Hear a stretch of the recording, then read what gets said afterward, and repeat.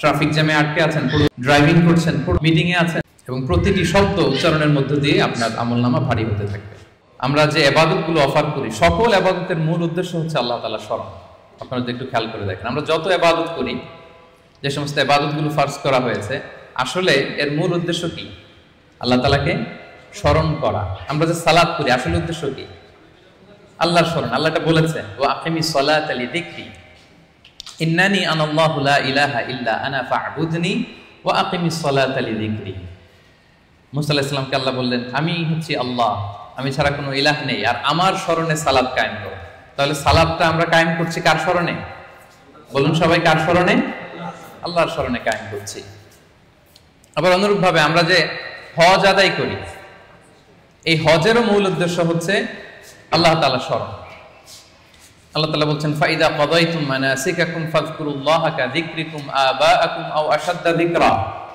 তোমাদের হজের কার্যক্রম যখন শেষ হয়ে যায়, তখন আল্লাহ তাআলাকে ওইভাবে স্মরণ করো যেমনি জাহিলি যুগে তোমরা তোমাদের পূর্বপুরুষদের স্মরণ করতে, বা তার চেয়ে বেশি স্মরণ করো।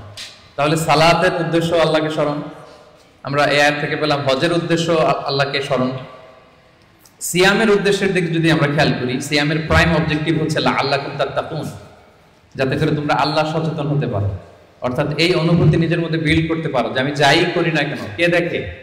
আল্লাহ সুবহানাহু ওয়া তাআলা দেখে। তার মানে আল্লাহ স্মরণ। তার মানে সালাত আদায় করি, উদ্দেশ্য আল্লাহ স্মরণ।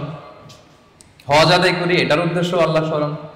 আমরা যে রমাদানে সিয়াম অফার করছি, এটার উদ্দেশ্য কিন্তু আল্লাহ স্মরণ। তাহলে সকল ইবাদতের মূল উদ্দেশ্য বেসিক্যালি আল্লাহ তাআলাকে স্মরণ করা।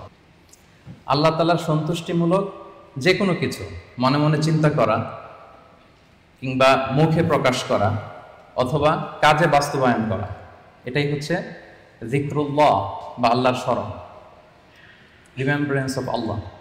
বিশেষ করে আল্লাহ তাআলার পবিত্র নামগুলো স্মরণ করা।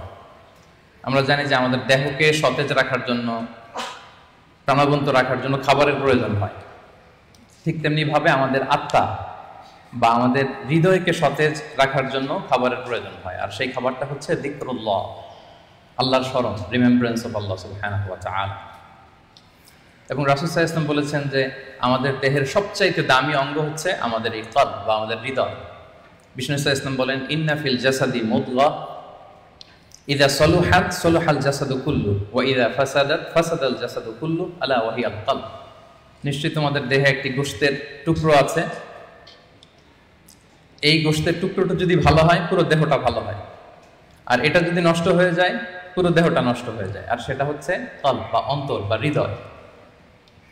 তো আমাদের হৃদয়ের প্রশান্তির জন্য, আমাদের হৃদয়টাকে পরিচ্ছন্ন রাখবার জন্য, আমাদের আত্মা বা কলবকে সজীব, তরতাজা, প্রাণবন্ত রাখার জন্য আল্লাহ তাআলা সবসময় আমাদেরকে তার পবিত্র নামগুলোকে স্মরণ করতে বলেছেন, তার জিকির করতে বলেছেন। এবং আল্লাহ সুবহানাহু ওয়া তাআলার এই বরকতময় নামের যে লজ্জাত, যে স্বাদ, এটার আনন্দ তুলনাহীন, পৃথিবীর কোনো কিছুর সাথে তুলনা হয় না। এবং যারা আল্লাহর নাম জপে, আল্লাহকে ডেকে এর তৃপ্তি পেয়েছেন, কেবলমাত্র তারাই এটা উপলব্ধি করতে পারেন, তারাই এটা ভেতর থেকে, অন্তর থেকে রিয়েলাইজ করতে পারেন। এবং আল্লাহ তাআলার নৈকট্য হাসিলের অন্যতম একটি মাধ্যম হচ্ছে এই যিকরুল্লাহ বা আল্লাহ তাআলার স্মরণ। এবং বেশি বেশি আল্লাহ তাআলাকে স্মরণ করার মধ্য দিয়ে আল্লাহ তাআলার সাথে আমাদের একটা গভীর অ্যাটাচমেন্ট তৈরি হয়, একটা সুসম্পর্ক তৈরি হয়। এজন্য আপনারা দেখবেন কোরআনের পরতে পরতে বিভিন্ন জায়গায় আল্লাহ সুবহানাহু ওয়া তাআলা তার জিকিরের কথা বলেছেন, তাকে স্মরণ করতে বলেছেন।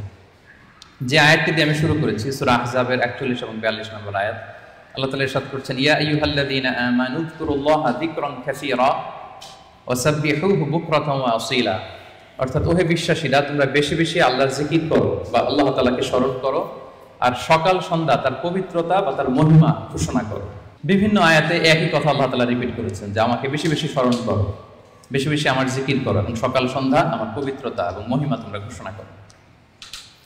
এবং বিষ্ণু ঈসা ইসলামও বিভিন্ন হাদিসে তিনি বলেছেন যে আলাইকুম বিযিকরিল্লাহ, তোমাদের উচিত বেশি বেশি আল্লাহ তাআলাকে স্মরণ করা।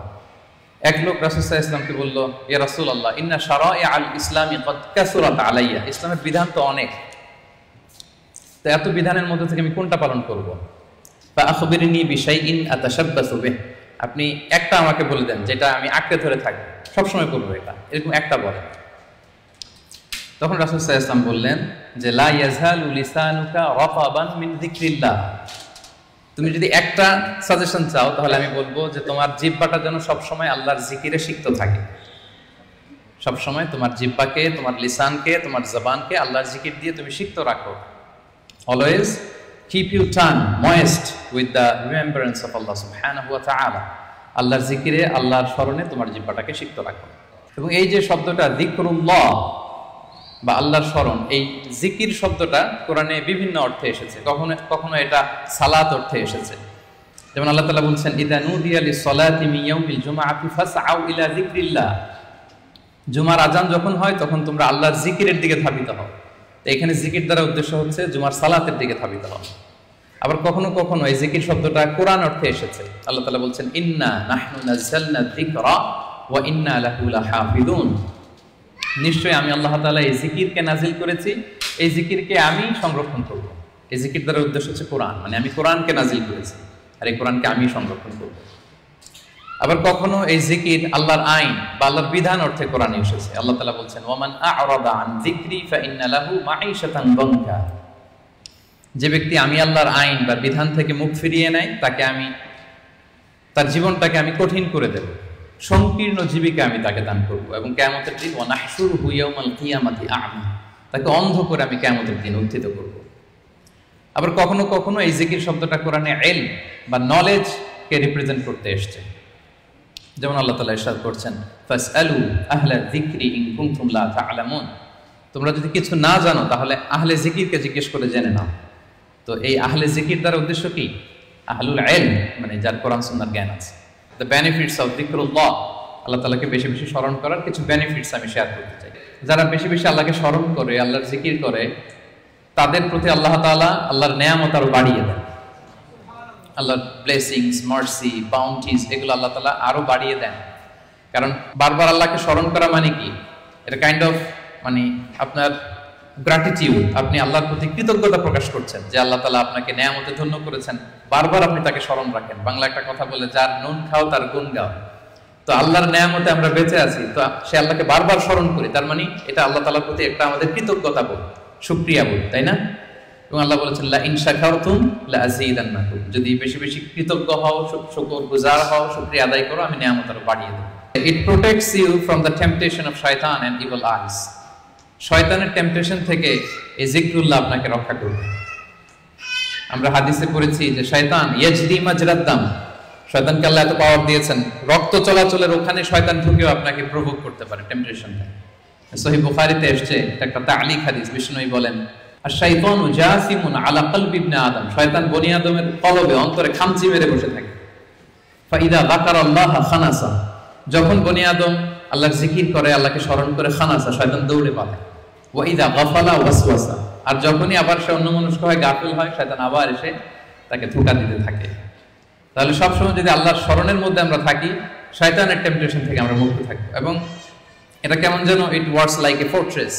আপনি একটা দুর্গের ভেতরে ঢুকে ওই দুর্গকে তালাবদ্ধ করে দিয়েছেন, ইউ আর প্রোটেক্টেড। হ্যাঁ, একটা শিল্ডের পেছনে আপনি আছেন, শয়তানের টেম্পটেশন আপনাকে ছুঁতে পারবে না, শয়তানের হাতছানি আপনাকে ছুঁতে পারবে না, আপনি প্রোটেক্টেড। তো সবসময় যদি আল্লাহ তাআলার জিকিরে, আল্লাহর স্মরণে থাকা যায়, তাহলে স্পেশাল প্রোটেকশন আল্লাহ তাআলার পক্ষ থেকে আমরা পাই। এই যিকরুল্লাহ বা আল্লাহ তাআলার স্মরণগুলো আপনার মিজানের পাল্লায় সেদিন অনেক উঁচু পাহাড় হয়ে দাঁড়াবে, মিজানের পাল্লাকে ভারী করবে। এর সপক্ষে ভুরি ভুরি হাদিস আছে, এতগুলো এখানে উল্লেখ করা সম্ভব না, একটা শুধু বলি। বিষ্ণু সাল্লাল্লাহু আলাইহি ওয়াসাল্লাম বলেন ওয়া সুবহানাল্লাহি ওয়াল হামদুলিল্লাহি তামলাআনি মা বাইনাস সামাই ওয়াল আরদ। আপনি যদি একবার সুবহানাল্লাহ পড়েন বা আলহামদুলিল্লাহ পড়েন, তাহলে আকাশ জমিনের মাঝখানে যত ফাঁকা জায়গা আছে পুরো জায়গাটাকে আল্লাহ তাআলা সওয়াব দিয়ে পরিপূর্ণ করে আপনার আমলনামায় উঠিয়ে দিবেন। সুবহানাল্লাহ বিহামদিহি। তাহলে প্রত্যেকটা তাসবিহ উচ্চারণের মধ্য দিয়ে আমার আমলনামা বাড়তেছে, তাই না? আমার মিজানের পাল্লা সেটা ভারী হবে। ফামান সাকুলাত মাওয়াজিনুহু ফাহুয়া ফি আইশাতির রাদিয়া। আর সেদিন যার মিজানের পাল্লা ভারী হবে, সে আনন্দে থাকবে, সুখে থাকবে, স্বচ্ছন্দ থাকবে, শেষ হাসিটা সেই হাসবে। সো এই জিকিরটাকে, এটা আমাদের এডিকশনে রূপান্তর করা উচিত। বি এডিক্টেড উইথ দ্য যিকরুল্লাহ। সবসময় আপনি পড়ুন লা ইলাহা ইল্লাল্লাহ, সুবহানাল্লাহ। ট্রাফিক জ্যামে আটকে আছেন, পড়ুন আস্তাগফিরুল্লাহ। ড্রাইভিং করছেন, পড়ুন আস্তাগফিরুল্লাহ। মিটিং এ আছেন, ফাঁকে পড়ুন আস্তাগফিরুল্লাহ। অবসর সময় কাটাচ্ছেন, পড়ুন লা হাওলা ওয়ালা কুওয়াতা ইল্লা বিল্লাহ, হাসবুনাল্লাহ। আপনি পড়ুন, আপনি প্রোটেক্টেড থাকবেন এবং প্রতিটি শব্দ উচ্চারণের মধ্য দিয়ে আপনার আমলনামা ভারী হতে থাকবে।